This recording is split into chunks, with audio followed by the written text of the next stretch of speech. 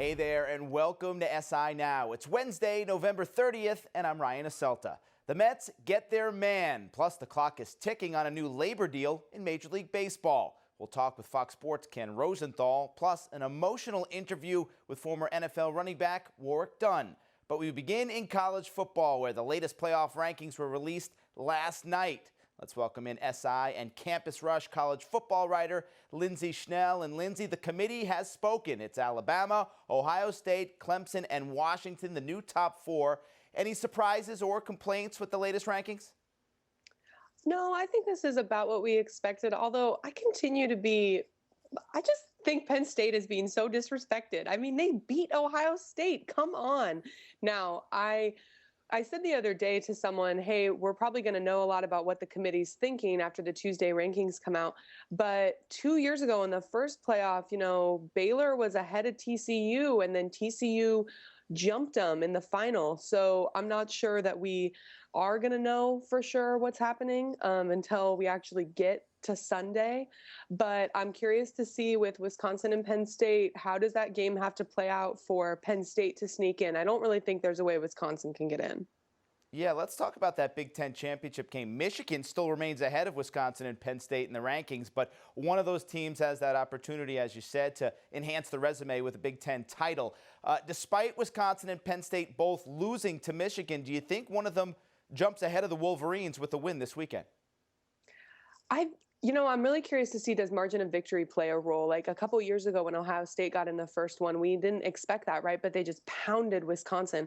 So what if a scenario plays out where Penn State absolutely dominates Wisconsin and really makes a case for themselves? Then I think they might jump. I saw something online last night about the fifth place team in the second to last rankings the last 2 years has wound up making the playoff. So history is on Michigan's side. But if Clemson loses in the ACC title game, that's going to throw a wrench into everything. And if Clemson and Washington win this weekend, they're going to be, I think we've seen how it's going to play out. Yeah, let's talk about possible upsets here. Alabama, Clemson, Washington, they all play this weekend. Which team has the best chance of getting upset and would cause chaos in college football that really a lot of fans probably want to see this weekend? I think Clemson, because we still haven't seen them play like the Clemson of last year. And it's interesting, they remind me a lot of Florida State the year after Florida State won a title. Florida State was just skating by. They get into the Rose Bowl and they get throttled by Oregon. Is Clemson in the same role? Does that happen a week earlier, though? But also, does Deshaun Watson turn it on and make a case for himself as a Heisman finalist this weekend? So that's the game that I'm most interested in. I think that Colorado can absolutely beat Washington, but I don't think that Colorado is going to sneak in there. So if Colorado beats Washington, I think the Pac-12 will be left out. And I mean, we might as well just crown Alabama the national champions right now. I don't know that anyone's beating them, certainly not Florida. All right, aside from the playoffs, the big news I know you're covering, it's in college football, came from Eugene yesterday, where the University of Oregon fired head coach Mark Helfrich. 4 seasons, 37-16 record, but the Ducks finished with a disappointing 4-8 record this past season. Now, the initial press release from Oregon really buried Helfrich on his way out the door. No kidding. How do you think Oregon handled this situation? Oh, really poorly. I mean, first of all, I think the decision was made on Saturday night after the Civil War, and they should have done it then. They shouldn't have left him twisting in the wind. I thought that looked really bad. He was on the road recruiting. He gets called back in. They have a meeting Tuesday night. He's fired. Helfrich didn't have an opportunity to kind of lay out a plan of here's how we'll fix things. What Mullins responded to a question in the press conference and said the decision was made when he walked into the meeting. So I think it reminds me a lot of when they fired Ernie Kent in basketball a few years ago, it was poorly handled. They didn't have a plan in place. They were turned down by a lot of high-profile coaches in that, including Gonzaga's Mark Few, Michigan State's Tom Izzo, Brad Stevens, who was then at Butler. So now what do the Ducks do? I don't think that Oregon is a top 15 job. I'm not sure that they're going to be able to get who they want. And then when they do hire someone in basketball, it worked out. They fell into a happy accident with Dana Altman. I don't know if that happens 2 times in a row. So do they hire someone who wants to be up-tempo offense? That's what the Ducks are used to, and that's what fans are used to. Or do they do what ADs often do and go opposite and bring in a defensive guy? We haven't seen that. That would be really strange in Oregon. But the defense needs a lot of work. Although I would argue that your third defensive coordinator in 4 seasons, of course you're going to have problems defensively. Well, whichever way they go, we know Helfrich has some tire marks on his back as he leaves that job. Lindsay, thanks so much for being with us, and enjoy the big weekend in college football. Thank you. You too. All right, well, many athletes get involved in charitable endeavors at some point in their career, but it's rare when a player decides to give back from the very start. That's what makes Warrick Dunn so unique. I recently sat down with the former NFL and Florida State running back who was in New Jersey continuing to support families in need. We talked football, family, and the life-changing experience that drives him to help others.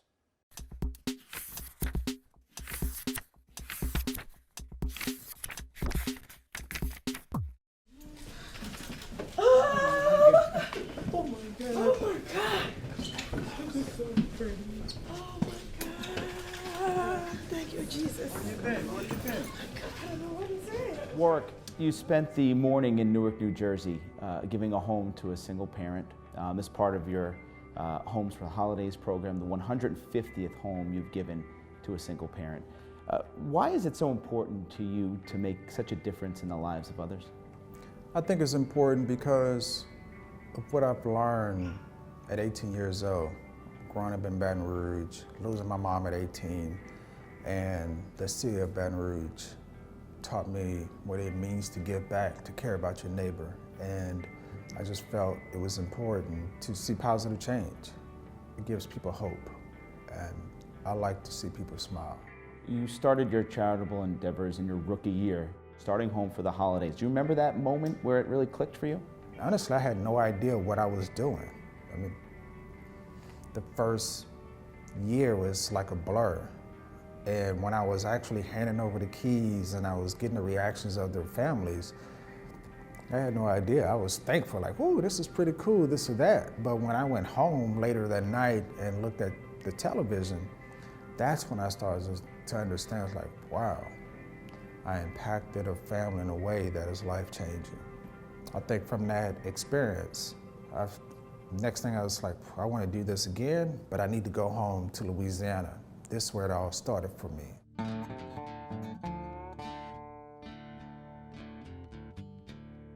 My mom, she relied on me a lot to grow up and be the man of the house for her while she was working. And over the years, I've learned how tough she was, that she was a parent that didn't play. People didn't try her in a sense. She was one that was athletic but loving, but she wanted you to always stay in your place, you know, be a kid, or you know, just really thrive to be the best that you can be. You were 18 when you lost your mom, when she was tragically killed in an off-duty assignment as a police officer. I hung up that phone and was looking at my mom on the table. I knew right then and there that, you know, I need to look after my brothers and sisters. So the decision was already made. And I just had no idea how I was going to keep us together, what I was going to do. But my focus was to make sure that we stay together as a family. And they were my responsibilities. So I just think it was just instincts kicked in, that family first. And I was going to make sure that I looked after my family. Was there almost a sense that you spent your career, you know, running from some of the pain, some of the painful memories that you had from your childhood? I think I ran for a lot of people. Sliding at the 30, jab step, 25, 20, 15, 10, 5, touchdown! Warrick Dunn! Warrick Dunn, what a play! This guy can scoop. Big run, Warrick Dunn. I knew that other people were depending on me. And I would tell you I was running for my life because it wasn't just about me. I was the head of my household, and I had to set the example. And football was just one of those outlets that I was able to do that.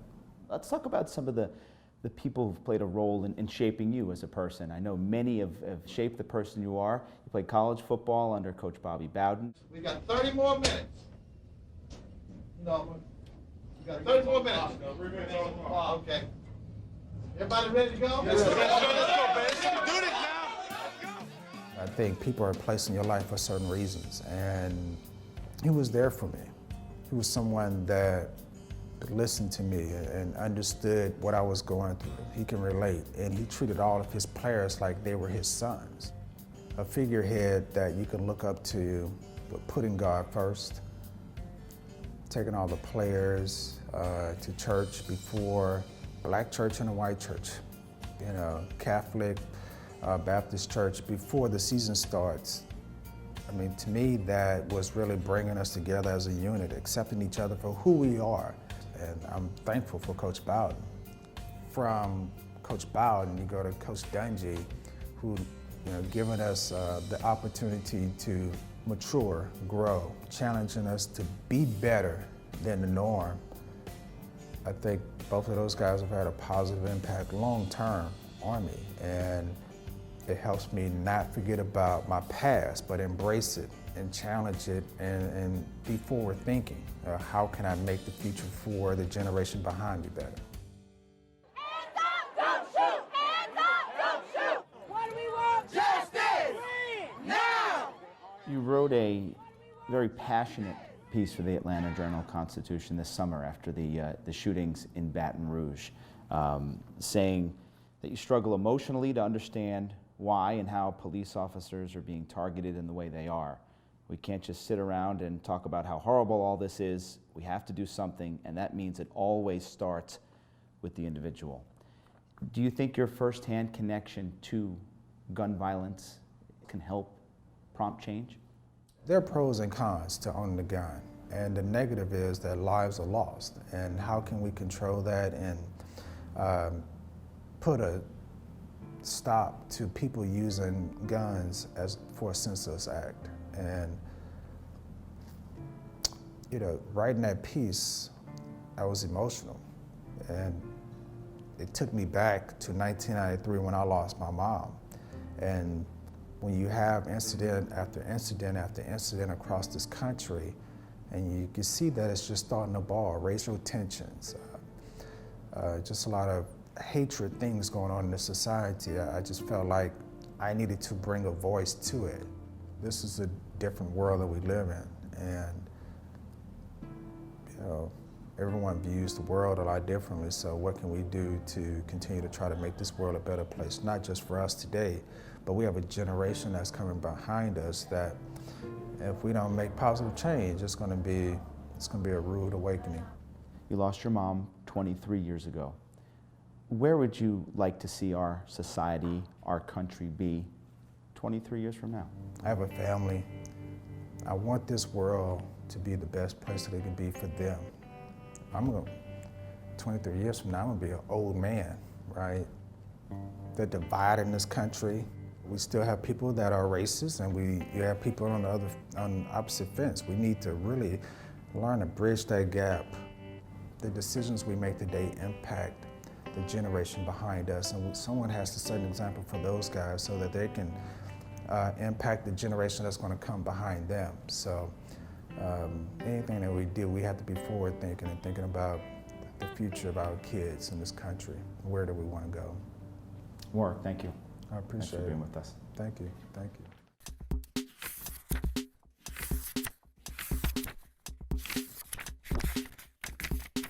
And hopefully our world will be a better place for everyone 23 years from now. Special thanks to Warrick for spending some time with us. All right, now to Major League Baseball, where the winter meetings are scheduled to get started next week in Maryland. But in New York, the Mets made a huge splash on Tuesday, re-signing outfielder Yoenis Cespedes. Let's welcome in the man who broke that story, MLB on Fox's Ken Rosenthal. And Ken, the Mets got their man, signing Cespedes to a 4-year, $110 million deal. How surprising is it that Sandy Alderson was able to finalize this deal so fast? A little bit surprising, Ryan. Certainly that this was done in November. Usually these kinds of things happen at the winter meetings or even after. But Alderson and the Mets were quite open from the start of the offseason about their desire to keep Cespedes, their willingness to pay him. And from that perspective, it's not surprising at all that the reunion is taking place. But yes, on the timing, I would say it was a bit surprising. Since the Bernie Madoff scandal, Ken, Mets ownership has not spent like a major market team. What does the signing of Cespedes indicate about the loosening up possibly of the financial reins in Flushing? It definitely shows that it's a different landscape now for the Mets. And it's not just this deal. Go back to last year. Now, granted, they waited until the price dropped, but they still signed Cespedes as a free agent to a 3-year, $75 million contract with an opt-out after 1 year, in which they ultimately paid him $27.5 million. Go to this year and the qualifying offers. Well, they made a qualifying offer for $17.2 million to Neil Walker, who was coming off back surgery.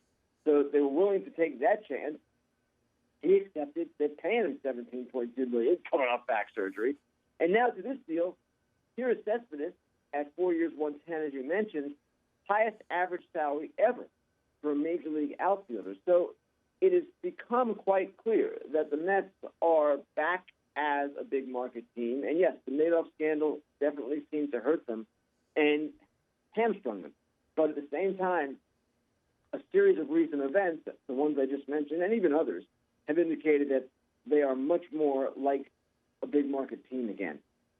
Yeah, $45 million or so dedicated to two players this coming season, a change of the times. As we head to the winter meetings, there are still some big-time free agents available, especially at that outfield position. Let's start with two Blue Jays sluggers, Edwin Encarnacion and Jose Bautista. What's the market look like for two players who combined to hit 64 home runs last season? Very different for these two guys. And Encarnacion is the hotter commodity by far. And the reason for that is Bautista is older, 36, 37. Encarnacion will play next year at 33. Neither one is young, obviously, Ryan. But at the same time, Encarnacion's coming off a much better year. He's considered an asset in the clubhouse. Not that Bautista isn't, but Encarnacion is really well thought of in that regard. And Bautista also has defensive issues. So I see him more as an American League player, maybe going somewhere to be a full-time DH. Whereas with Encarnacion, I can see him in the National League, possibly with the Astros as a first baseman, and I can see him getting a big multi-year deal. All right, kind of an interesting week for Major League Baseball, Ken. Tomorrow, baseball's collective bargaining agreement expires with the winter meeting scheduled to take place next week. What are the chances that this annual event doesn't even take place? I would say the chances of the sports shutting down and the winter meetings being canceled are probably slim. And I say that because in the last 24 hours, there has seemingly been progress in the collective bargaining talks where there really hadn't been for months and months on end. Now, I expect that because of the positive progress and momentum that has been generated in these recent hours, that they're going to get a deal and the sport will continue as is. Again, though, I don't want to look stupid. You never know what might happen. It's a collective bargaining negotiation. I'm not sitting in the room. I don't actually know. But my feeling is they get this done. Real quick, Kenny, what's the biggest sticking point as we head into the final hours here? Well, it's never one thing, Ryan, with a collective bargaining negotiation. There's a whole matrix that is in front of the players and owners, different issues that they have to address. The international draft early was certainly a major sticking point for the union, and ultimately the owners backed off on that as a requirement of the deal. For the players, they have been fairly adamant about getting rid of draft pick compensation, or at least direct draft pick compensation, in which a team loses a pick for a qualifying offer free agent. Those are two things. The other thing, and probably the main thing right now, is the competitive balance tax, which is a luxury tax. If those penalties are too severe, then what you're looking at is effectively a soft salary cap, and the union obviously is sensitive to that. But there really should be a lot of reasons for these two sides to settle. All right, we are keeping our fingers crossed that they get things worked out. Ken Rosenthal, thanks so much for being with us. Thank you, Ryan. Well, it's been a long time since the Miami Dolphins looked like a playoff team, but in the NFL season ended today, Miami would be just that. After reeling off 6 straight wins for the first time since Nick Saban was the head coach, the Dolphins find themselves in the hunt for their first playoff appearance since 2008. I caught up with Dolphins safety Michael Thomas yesterday, who explained what has changed in South Florida and propelled the Dolphins' newfound winning ways.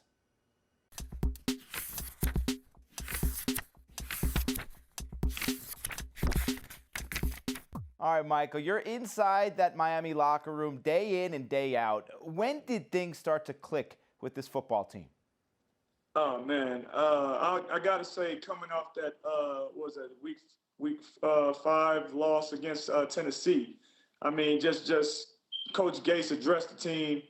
A couple different of the team leaders addressed the team. You know, he talked about Cam Wake and John Denny. You know, even our long snapper, but he's the longest tenured player on our team. Just saying, hey, if we want to be great, if we want to win, we gotta prepare that way. You know, we gotta take our job serious. Everybody has to be accountable for one another. You know, we got to be truthful in what we're actually trying to get accomplished. And so everybody took all those messages to heart and just really changed the way we prepared. Everybody was trying to do extra, do a little bit more, extra meetings, player-only meetings, staying after practice, just coming early before the day got started. And, I think everybody got that message and, it's been working for us.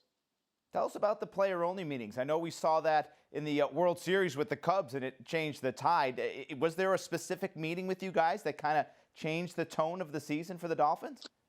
No, man, like I said, it came from a whole bunch of different leaders, but it was all within that same week. Just like, hey, we're at a point right now that we definitely didn't want to be. It was at 1-4, but everybody heard it loud and clear, and everybody just got on the same page to say, hey, what more can we do? Every week, let's just make it about how can we go 1-0 that weekend. That formula's been working for us. Michael, how about your quarterback, Ryan Tannehill? He's taken a ton of heat during his time in Miami, though. During this win streak, Tannehill has thrown just 1 interception. What's changed with your QB the last 6 weeks? Oh, man, just the way he's preparing. He's one of the first people in the building, obviously one of the last ones to leave. And, he's challenging his guys to, always do it right at practice. It's just his preparation and just trying to do everything right, trying to get guys in the right, and always trying to get the offense in the right plays and make sure guys are in the right spots, and everything's clicking. So defense and the special teams, we're trying to make sure we do our part because we always believe, regardless of how the game's going, that 17 in the offense, they're gonna find a way to get it done. Another guy's performing at a high level, Ndamukong Suh, made that game-saving tackle to preserve this 6-game winning streak. How important has he been to the resurgence of this defense? Oh, man, up front, it all starts with Suh, man. Like, his level of play, the way he just dominates at the line of scrimmage, he commands everybody respect.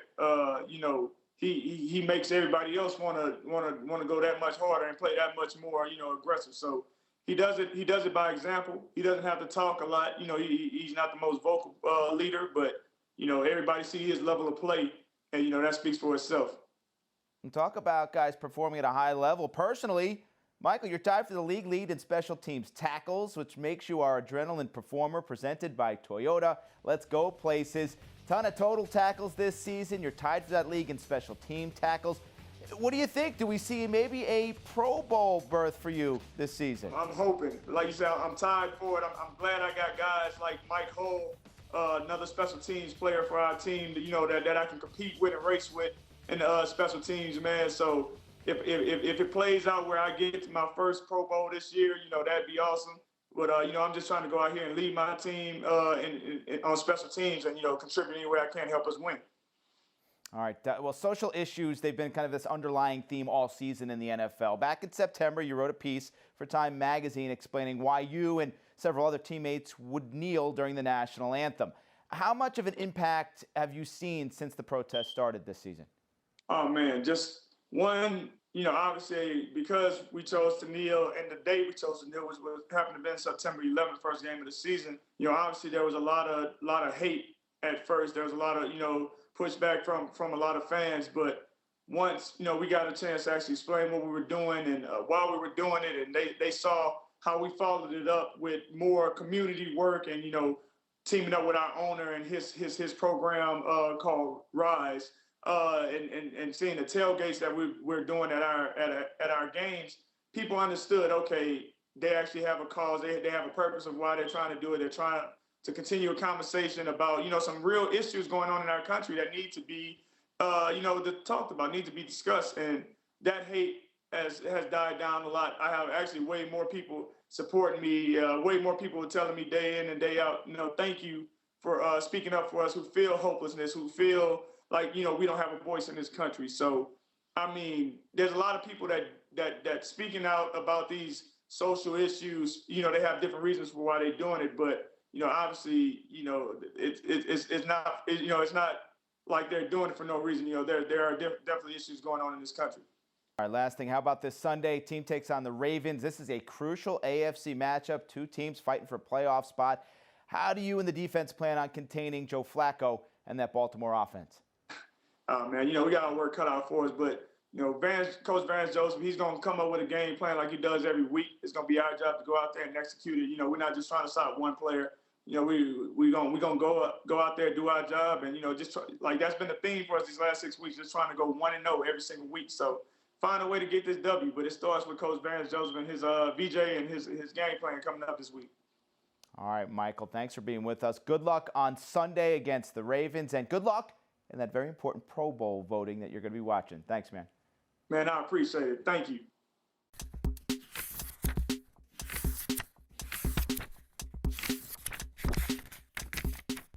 And that's going to do it for this Wednesday episode of SI Now. We'll see you back here tomorrow at 1 p.m. Eastern when we break down the latest in college hoops with Seth Davis. Until then, stick with SI.com, and don't forget to follow us on Twitter at SI Now Live. Have a great afternoon.